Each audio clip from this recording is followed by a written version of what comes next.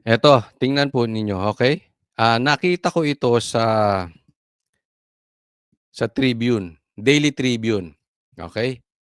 Ang sabi ni General Fillmore Escobar, sabi niya, mandatory pala. Ah, ibig sabihin, pina-attend yung mga pulis. Mandatory pala mag-attend ng mga pulis sa boxing match at mandatory din mag-donate. Ibig sabihin, kahit ayaw nyo mga pulis, dito sa circus na ginawa namin, dito sa panlolokong ginawa namin, mandatory umattend kayo. At mandatory din mag-donate.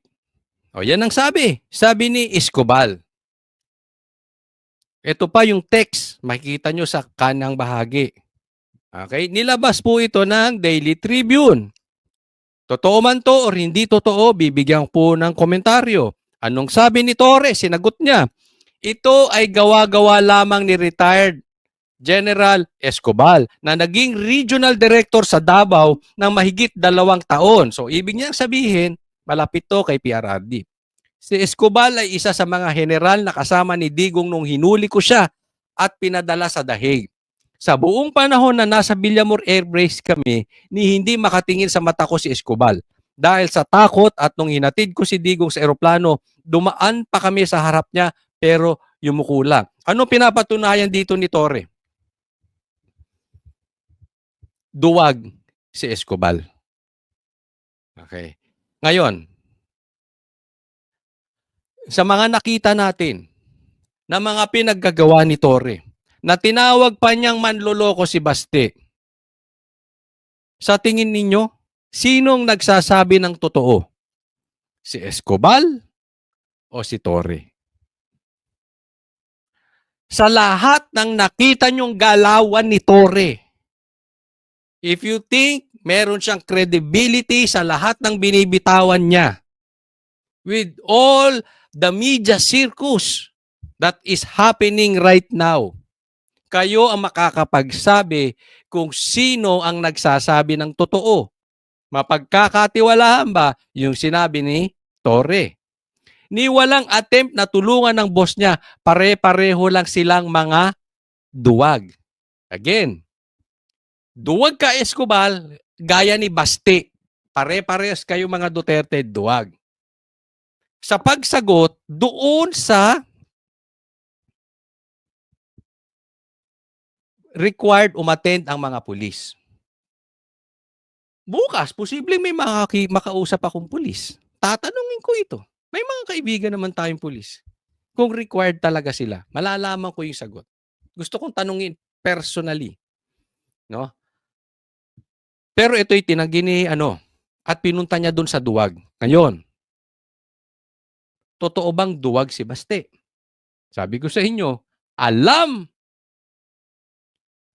ni John Vic, wala si Baste ng linggo, alam ni Torre na wala sa linggo, doon nila sinet. At sabi niya, pag uwi ko, Tuesday or Wednesday or anytime, pwede na tayo. Ayaw na ni Torre. Sino ngayon ang sinungaling sa kanila? Ito masasabi ko. Okay? Hindi natin alam kung totoo itong message na ito. Kasi makikita nyo, may message na sa group chat nila. Ngayon, ang tanong, kung itinanggi mo ito, Torre, gusto ko ring itanggi mo yung nilabas ni Baste na alam ni John Vic, alam ninyo na alis siya talaga, na wala siya dito ng linggo. Kasi kung alam nyo andito, wala siya ng linggo at doon ka nag-set, duwag ka talaga, Torre. Dahil yung katapangan mo may expiration. Dahil alam naman natin, matapang ka lang, gaya na ang sinabi ni Baste, dahil marami kang pulis sa paligid. Anong ginawa mo roon sa KOJC? 5,000 kasama mong pulis. Ang papasukin nyo, simbahan. Karamihan, babae, matatanda pa. Hindi man lahat, but mostly ng tao roon, may edad na babae pa. Anong kasama mo? 5,000 pulis. Bakit ka matapang? Kasama mo pulis. Anong punto ni Baste? Pag mag-isa ka lang, suntukan, hindi boxing, hindi circus, hindi camera, hindi Araneta, hindi Rizal, suntukan, walang gloves. Mabubugbog ka niya. Kaya ka matapang kasi may mga pulis ka sa paligid. Nung hinuli mo si PRRD, wala ding kalaban-laban. Sinarado nyo yung Villamor. Walang makapasok. Even yung anak na vice president, di nyo pinapasok. At may mga kasama ka maraming pulis. Siyempre matapang ka ron. Kahit sino eh. Kahit ako tutukan ako ng pulis eh, marami. Anong magagawa mo? Baliktarin natin ang sitwasyon. Hindi ka laging nasa power. Kung ikaw kaya tutukan ng mga pulis, 5,000 sila, papalag ka? How I wish pumalag ka. Diba? Yun ang punto ni Baste. Kaya pag suntukan, wala ka. Kaya nga challenge ko sa iyo eh. Total, sinabi mo sinungaling to. Sinungaling tong sinabi ni Escobar, General Escobar. Sabihin mo na rin na sinungaling si Baste at hindi totoo yung pinirmahan ni John Vic na travel advisory niya. Sabihin mo, hindi mo alam na aalis. Bakit hindi mo ngayon maitanggi sa media? Kasi kung hindi mo kayang itanggi, ibig sabihin totoo. Dahil ito natanggi mo, ibig sabihin duwag ka. Tingnan po natin ito, papakita ko. Kasi itong style na itong ginawa, itong boxing na ito, salamin ng 3 taong gobyerno ni Marcos. Okay, tingnan po natin ito. Tingnan natin itong circus na ito. Let's look at these clowns. Winner by default si PNP Chief General Nicolas Torre sa kanilang boxing match ni Davao City Acting Mayor Baste Duterte na hindi dumating. Pero giit ni Duterte, hindi naman niya hinamon si Torre. Nakatotok si Katrina Son. Alam mo Brad, mas maganda sana ang intro mo. Pero giit ni Duterte, ituloy natin ang Tuesday, Wednesday. Hindi lang yung ano ba sinabi niya? Nakatotok si Katrina Son. Pero giit ni Duterte, hindi naman niya hinamon si Torre. Totoo naman hindi niya hinamon, pero sana sinabi mo rin, ituloy ng Tuesday, Wednesday, kasi yung po yung eh.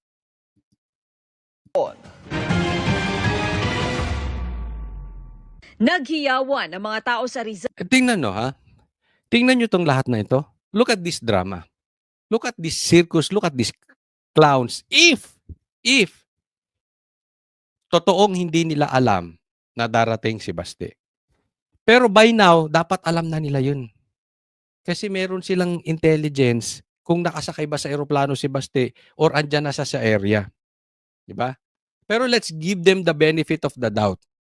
Kung sakaling hindi nila alam na darating talaga, katanggap-tanggap tong ginagawa nila.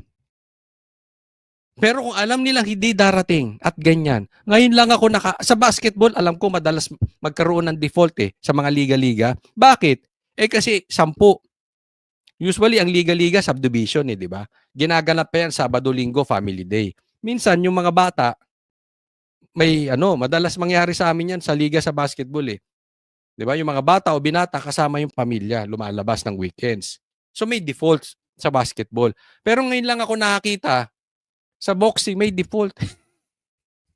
Kasi alam mo yan pinagplanuhan niya ng ilang buwan. At isang tao lang naman. So alam dapat nung isang tao. Ngayon kung alam nilang hindi darating si Baste, anong circus? Anong kakornihan niyang ginagawa niyo, Torre? Anong importance ng nasa likod mo yung babae na yan parati? Anong significance? Memorial Coliseum nang lumabas si PNP Chief General Nicolas Torre III. Todo ngiti pa siya Hindi ko alam kung nakatatawa ka sa sarili mo o natatangahan ka sa sarili mo o nakukornihan ka sa sarili mo. Ano ba itong napasok-pasok ko, katanda ko na. Sa bagay, kung meron yan kalakip na pera, hindi natin alam. Baka meron, baka wala. Pero kung meron yan, Siguro iniisip niya, 'di bale nang magmukha akong tanga. Tanda na ako, eh, at least, 'di ba? Bago ako mag-retire, eh, meron tayong ano, oo, kahit na galing sa masama. Ang kanyang pulang boxing jersey at gloves, handa na para sa boxing match nila ni Davao City Acting Mayor Baste Duterte. Maya-maya, nag-countdown. At nang matapos ang bilang at wala si Duterte. Winner by default si Torre dahil sa hindi pagdating ni Duterte. May mga state Sabi ko dito sa anong katangahan 'yan? 'Di ba? Meron akong post, sabi ko, sino mas tanga? Yung feel na feel mo na nanalo ka kahit wala kang kalaban na alam mo kasing hindi darating, o yung nag-sponsor nung laban ng tanga, or yung nanood ng tanga? Hindi ko po sinasabing kasi karamihan daw ng nanood dito pulis dahil required sila. Hindi po sila yung sinasabi kong tanga. Kasi wala naman silang magagawa, eh. Ganyan naman ang pulis, eh. 'Di ba? Yan nga ang butas sa ating batas dahil kahit alam nilang mali, kailangan nilang sumunod, eh. 'Di ba? So hindi natin sila masisi. Pero yung mga politiko na ginamit 'to, para sa akin tanga yun, eh. Alam mo ng drama 'to, nandiya-diyan ka pa, 'di ba? Anong purpose mo? Or alam mo na ngang drama ito, nanood ka pa diyan. Eh, hindi ko alam, kayo magsabi, sino bang tanga? Yung nanalong walang kalaban, o yung promoter o yung sponsor nito? Kasi this is state sponsored 'to. Lahat gumalaw diyan, eh. May pirma nga ni John Vic, pinakita ko sa inyo. Imposibleng hindi nila alam. Or yung mga nanood, sino mas tanga? Eh, kayo na sumagot diyan.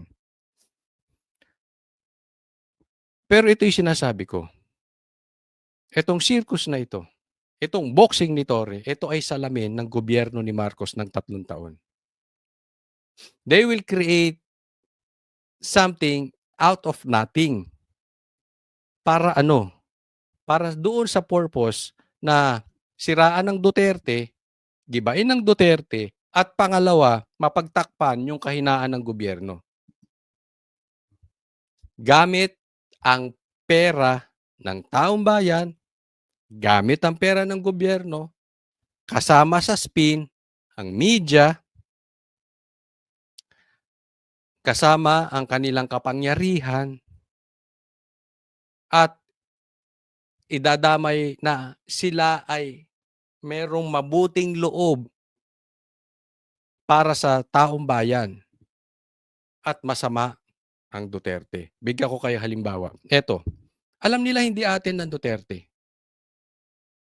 But they came up with a schedule. Tapos may ganyan lahat. Yan po ay imposibleng hindi state-sponsored yan. So galaw ng gobyerno yan. Para ano, siraan ng Duterte at para mapagtakpan yung nangyari dyan sa LA na namatay yung kasama ni Lisa. Ginagamit ang media. Paano ginamit ang media? They asked the wrong question.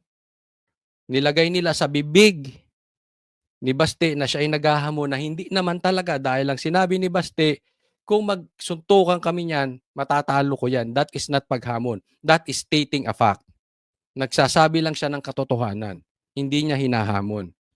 No? So, mali, gamit ang media. Yung media, mali rin ang pagpapakalat, sasakyan ng media. Everybody's involved, sasakyan ng secretary, sinakyan ni John Vic, gamit ang kapangyarihan ng PNP chief, ginamit ang pulis, pinapunta dyan, di umano. Isipin mo, umisip kayo ng ganitong sitwasyon. Halimbawa,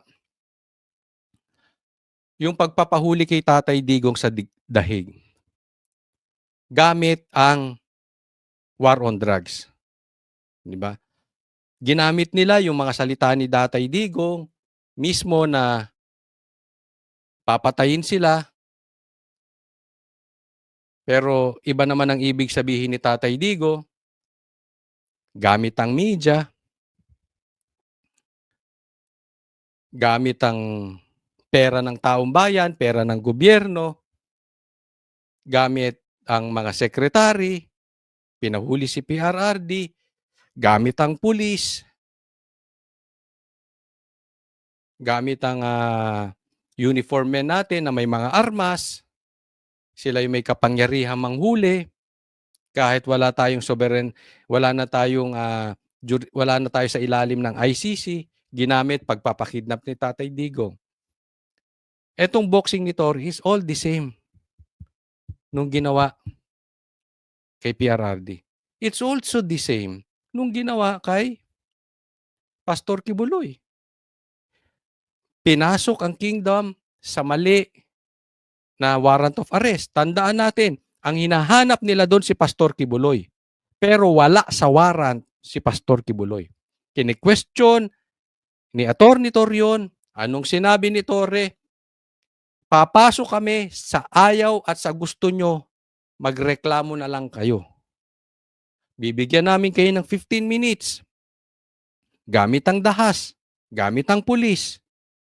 Pero sinabi niyang bibigyan namin kayo 15 minutes, pumapasok na doon sa likod. Ganito po, manlin lang to si Torre. Same. Itong ginagawa ni Torre ay salamin ng gobyerno ni Marcos. Pinasok ang kingdom, nag-stay na doon. Sa kunwari, hinahanap si Pastor Kibuloy pero iba ang hinahanap dahil naghukay doon. Meron silang ibang gustong makita doon sa kingdom. Hindi si Pastor Kibuloy ang hanap nila dahil mali ang warrant of arrest, wala si Pastor at doon sa kalagitnaan, naglabas ang korte ng desisyon. Mali po yung ginawa nila, illegal yon, kailangan silang umalis. Hindi sinunod ni Torre. Anong sabi ni Torre? Magreklamo na lang kayo basta mag-i-stay kami dito hanggang lumabas si Pastor.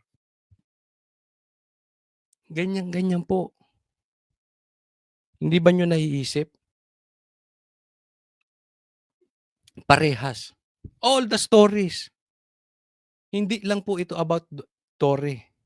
Marami pang ibang ahensya ng gobyerno ganito. Gamit ang pulis.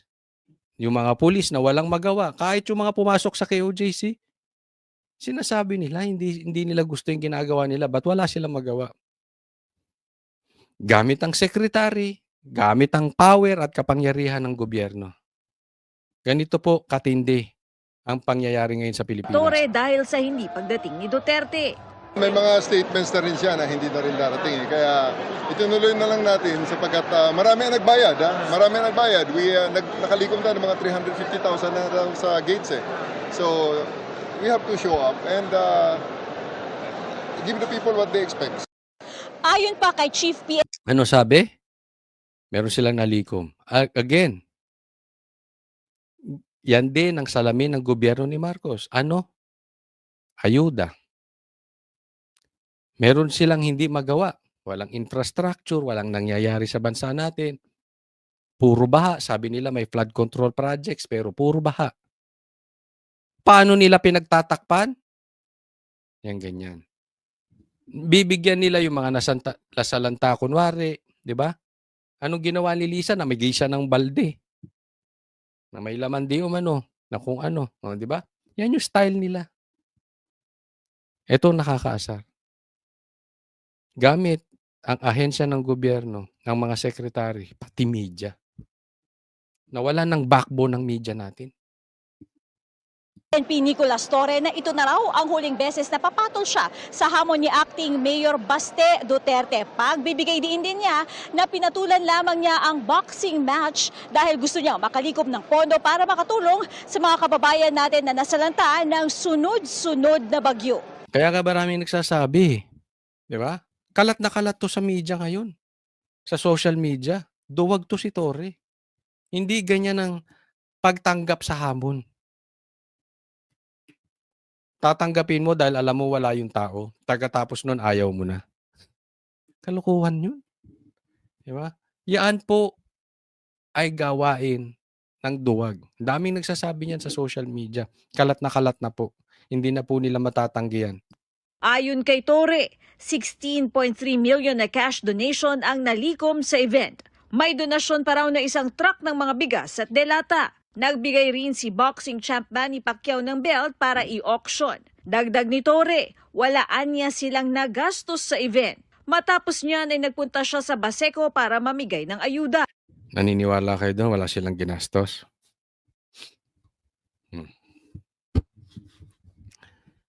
Ako, pag sabi ni Torre, mali. Yung sinabi na lang nila eh. Walang pumasok na baril sa KOJC. Yung sinabi niya na niloko sila ni Baste. Eh, alam naman nila. Diba? Anyway, wala tayong magagawa sa gobyerno. Ganyan talaga eh. Ganyan ang wala talagang matibay na nagawa sa gobyerno. So, we will expect more of this. Again, magsasalita na naman ako. We will expect more of this. Dahil wala na talaga silang, alam mo kaya gusto nila matuloy yung impeachment para doon ma-focus ang taong bayan. Dahil wala talaga silang silbi as a government. Wala silang naidudulot. Padausdos na ang ekonomiya natin. Paano malilibang ang taong bayan? We need clowns. They got a perfect clown sa katauhan ni Torre. Maraming salamat po. Huwag pong kakalimutan. Mag-subscribe dito sa channel ko. God bless everyone. Ang boses ng masa hindi natatakot. Katotohanan lang, di kami nalulunod. Walang bahid ng sismis, lahat ay totoo. Kahit sino ka pa, pag mali ka babanatan ka. Walang pinipili kulay, wala kaming kinikilingan. Basta para sa bayan, kami lalaban. Pag tama palakpakan, pag mali banatan. Di matitinag, di matatakot, para sa bayan tuloy ang sigaw. Sa harap ng kamera, walang halong takot. Mga baluktot, lahat kayo'y tutumba. Ang hustisya at totoo, yun lang ang mahalaga. Kahit sinong harang, di kami matitinag. Walang pinipiling kulay, wala kaming kinikilingan.